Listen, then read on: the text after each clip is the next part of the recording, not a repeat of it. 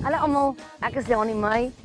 Ek weet 2020 was 'n moeilike jaar geweest, veral vir ons sangers en vir my medeboere.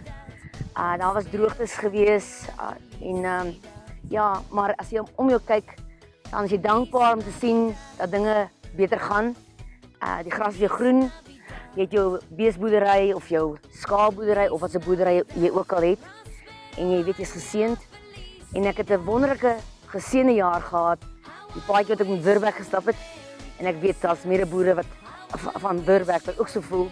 So ek wil vir julle sê geseënde Kersfees. En ek wens julle en bid julle toe 'n mooi en 'n geseënde 2021 toe. Mag ons nog verder 'n mooi pad stap in 2021 en veral saam met Wurbeck. Alles van die beste. I wanna wish you a Merry Christmas from the bottom